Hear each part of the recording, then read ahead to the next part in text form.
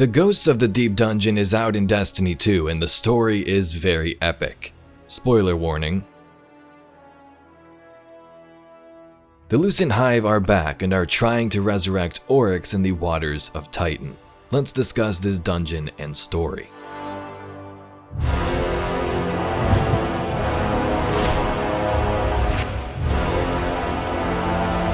We first begin with the dungeon armor, which explains the backstory. There's tons of lore from weapons and so on, but since the dungeon just released, we'll talk about the overview and most important bits.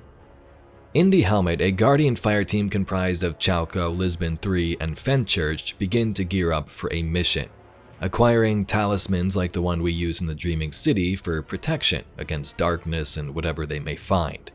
Ma'am, Lisbon 3 is not afraid to interrupt Chalco. His eyes glow bright from the back of the submersible. Where are we going? Chalco stares for a moment, squares her shoulders, and continues. If you hear a voice that you think is not your own.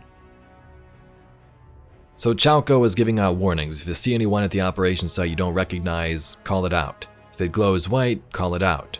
Proceeding in the armor set in the gauntlets, using a fallen vessel, the crew is able to descend through Titan's murky waters deep into its methane ocean and emerge out of their vessel.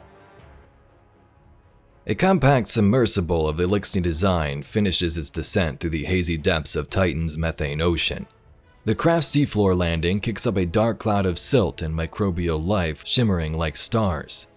The submersible's dorsal airlock cracks open with the rush of bubbles, then slowly folds down into a ramp, allowing the trio of figures armored in deep diving gear to emerge. The submersible's sinking floodlight sweeps across the ocean floor, revealing the alien landscape of twisting coral.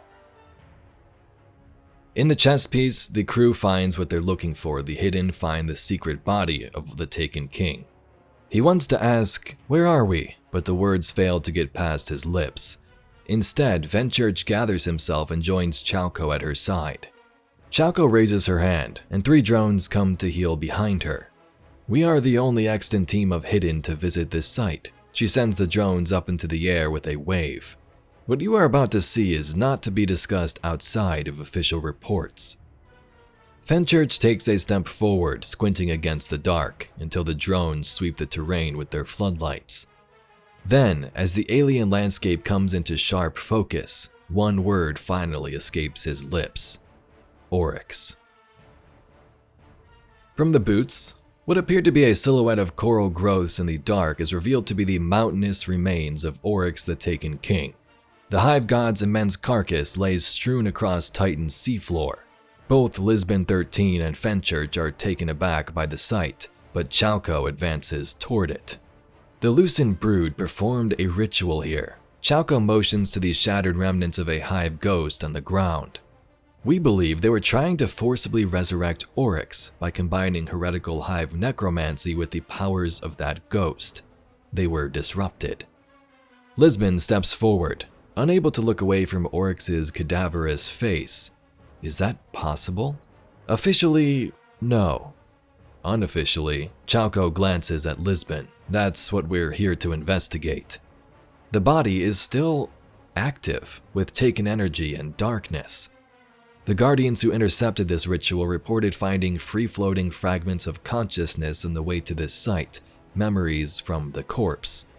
"It's alive?" Fenchurch whispers, hesitant to approach Oryx's remains. And from the class item, we learn more about how Oryx's body is alive. Cellular analysis indicates slow but active mitosis, explaining the exaggerated size of the remains when compared to the subject's last known physical dimensions. The mind is gone, but the body continues to grow. Autopsy revealed no presence of worm carcass within the Taken King. Status unknown. So in Hawthorne's intro text for the quest, we are told a Lucent Hive ship was seen entering Titan's atmosphere and diving into the ocean. So the Lucent brood either recovered Oryx's body in orbit and flew down into the oceans below, or found his body if it somehow landed here on Titan. Regardless, we learn his body itself is still alive. He is not there mentally, his mind, but his body still grows through this mitosis, and the scariest part, his worm is missing. The whole dungeon is our guardian descending super deep through Titan's oceans and facilities to find the corpse and stop the ritual.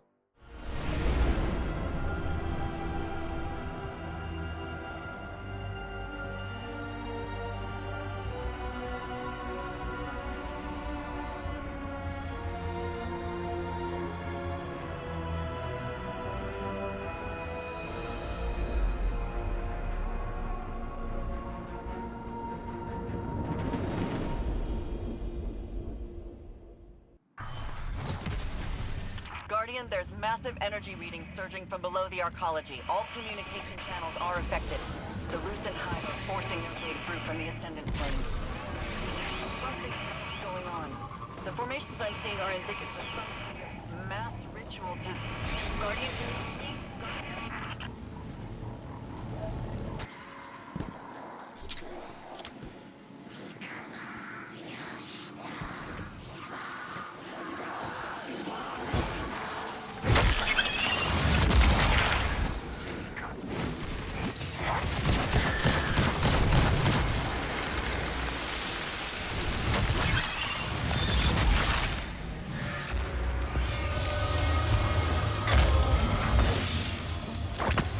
Picking you up again. The signal's clearing and I'm receiving your ghost's feed of...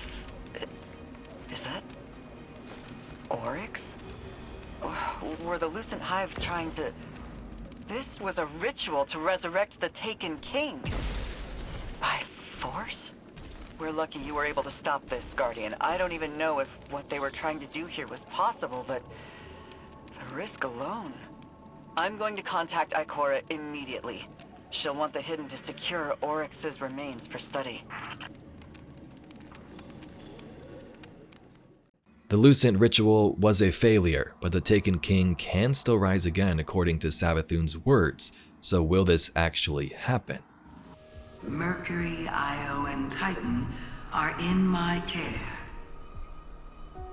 The Witness returned Mars to your solar system. The power to move worlds will soon be yours. The Taken King will rise again. There are many more secrets found in this dungeon. I believe memories, like discussed in the lore, you can actually hear from Xivu and stuff. But I have yet to find those as I just beat the dungeon and began making this video. If you found any cool secrets and where to find them, be sure to leave that in the comments. If you'd like to see some more Destiny lore and mysteries just like this video, please be sure to subscribe to the channel. Anyway, I thank you very much for watching and I'll catch you all in the next video.